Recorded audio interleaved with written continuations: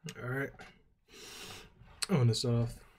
Call hello Yahweh by Hashem Yahushai by Shema Kakadash wa Barakatam. Dabanas to GMS. Shalom to Lawful Elect.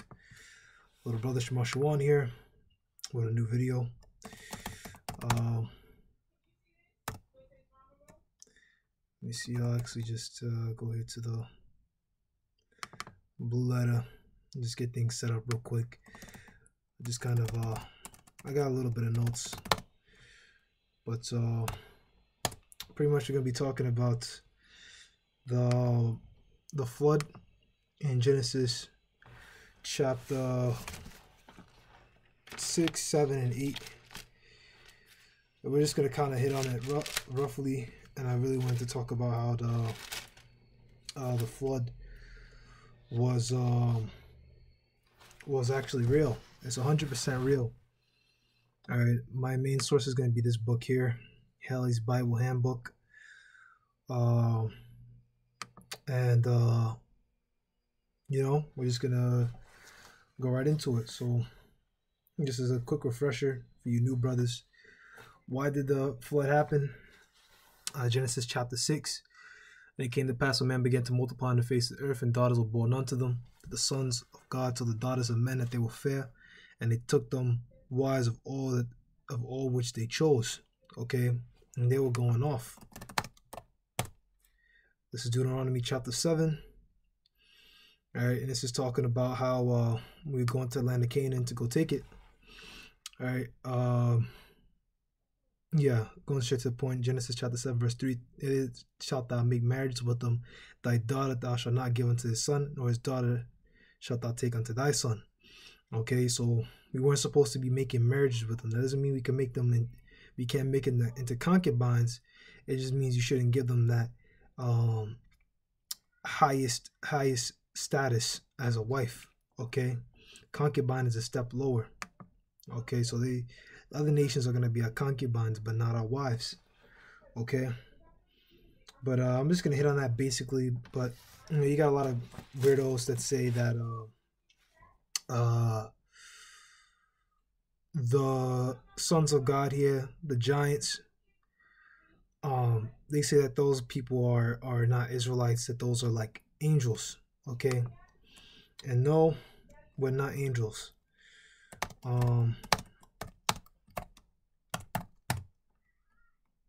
This is 1 Corinthians chapter 15 verse 40. There are also celestial bodies and bodies terrestrial, but the glory of the celestial is in one, and the glory of terrestrial is another. So the angels are celestial, we're terrestrial, because we come out of the dirt, terrestrial.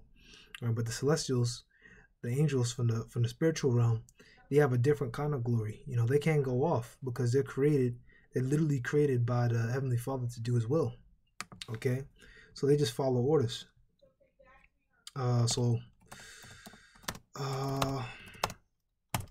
Matthew chapter 22.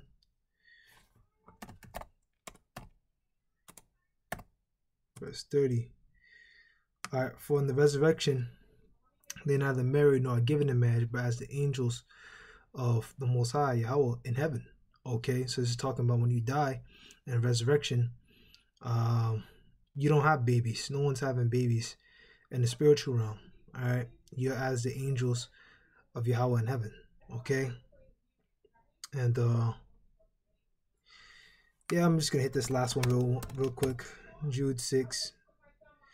All right, so this is the book of Jude, verse 6. And the angels which kept not the first estate, but left their own habitation, he hath reserved in everlasting change on the darkness unto the great judgment, unto the judgment of the great day.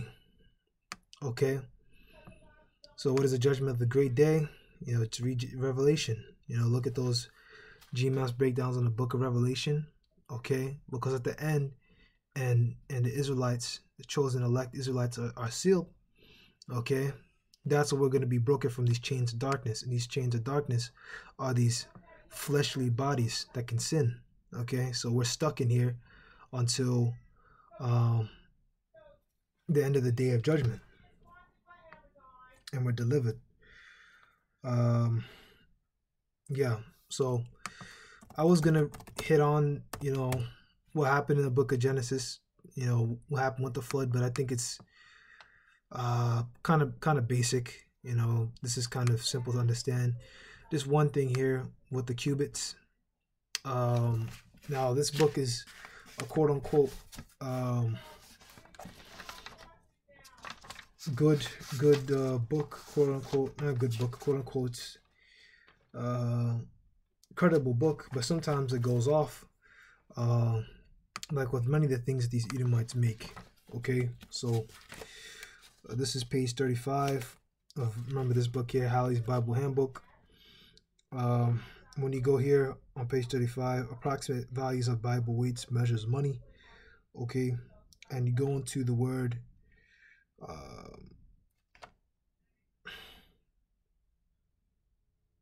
cubit, and they say it's about 18 inches, which is the same thing they say here. Okay, and when you go to Genesis chapter 7, and it talks about 15 cubits upwards the waters prevailed and all the mountains were covered. Now mountains are thousands and thousands of feet, so it's impossible that it was just like, what's 15 times 18, like 150, like maybe 340 inches. That's impossible. Okay, the mountains are thousands and thousands and thousands of feet. You know, even Mount Ararat, which I'm gonna get that. They actually talk about this in this book as well, which is on like page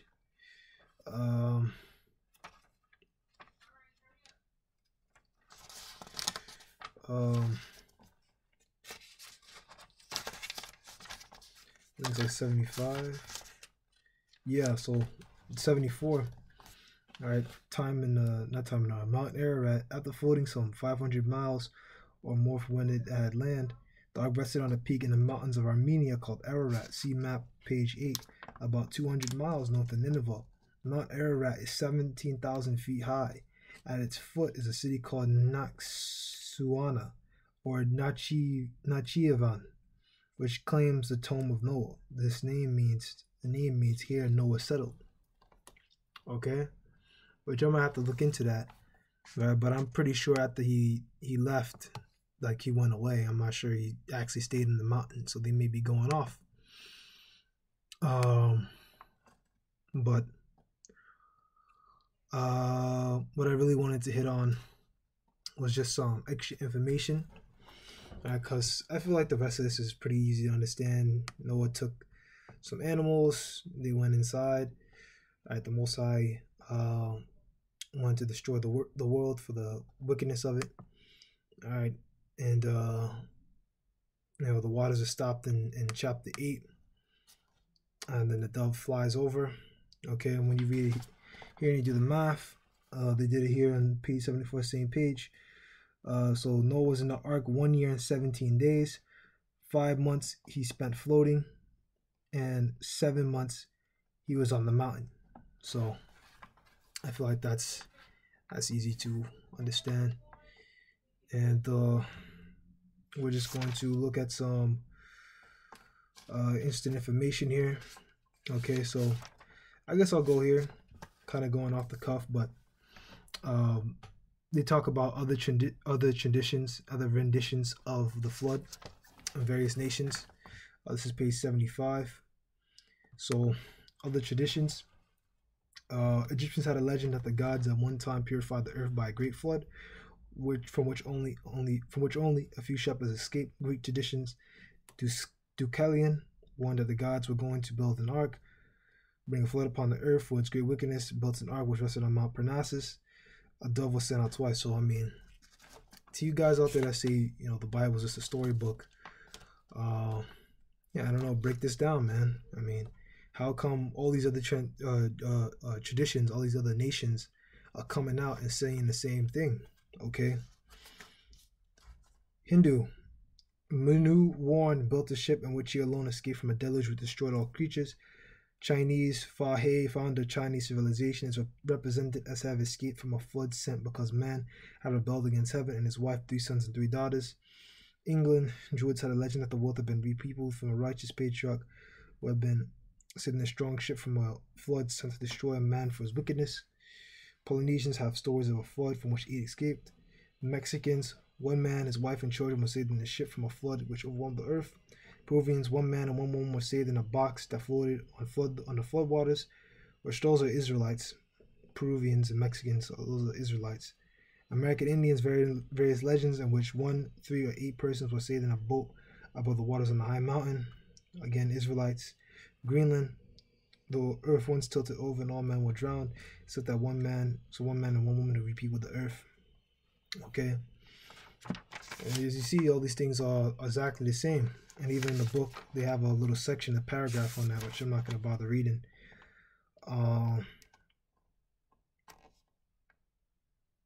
Yeah, they even found here archaeological note on page 76. George Smith of the British Museum found 1872 in tablets from the library of Ashurbanipal at Nineveh accounts of the flood, curiously parallel to the Bible account, which had been copied from tablets back to the first dynasty of Ur, a period about midway between the flood and Abraham.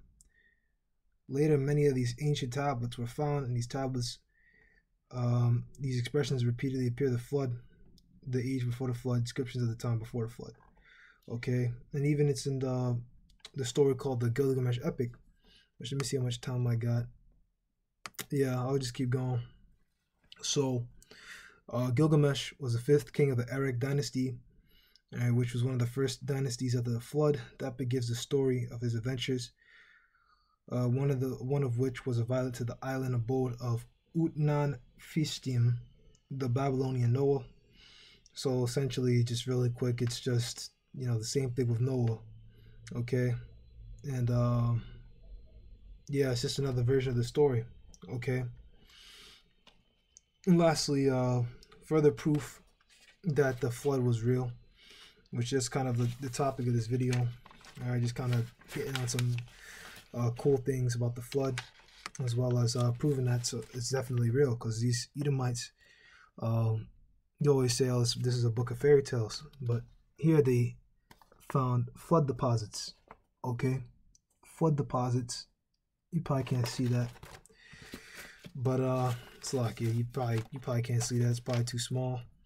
It is what it is. But they found flood deposits, so pretty much they found like layers of mud, layers of dirt, which come on, shit, how do you make that shit go away? All right, it went away itself. Okay, it's just steam shit, so pretty much they said, I'm just gonna go to this one. Kish, on the east edge of Babylon, on the bed of the Euphrates, which is now dry, was said on the tablets to have been the first city built after the flood. The Field Museum, Oxford University joint expedition under the direction of Dr. Stephen Langdon found 1828-29 a bed of clean, water-laid clay in the lower strata of the ruins of Kish, 5 feet thick, indicating a flood of vast proportions. And the center of Fig 19, the flood layer is located just above the wall ruins. It contained no objects of any kind.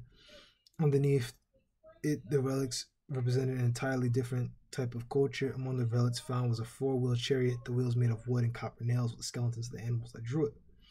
So, that's tough. That's too bad for them, man. Damn heathens. Disgusting abominations, man. Right. Which, these wouldn't... No, they would be Babylonians. Let me think. Noah, Peleg,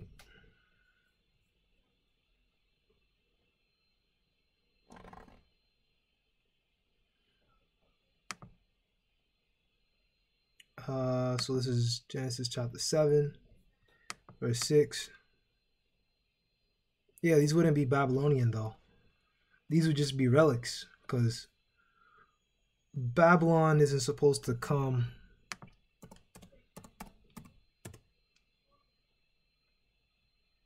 Yeah, Babel isn't supposed to come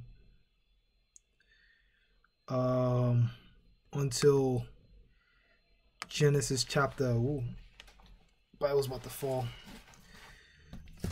Yeah, they don't come into Genesis chapter 11, but they don't say that it was exactly This would have to be a pre-flood nation, but it's once again these guys they got off and they go into more flood deposits. But the point is that this is 100% true because there's a flood layer of dirt in a lot of these places, you know.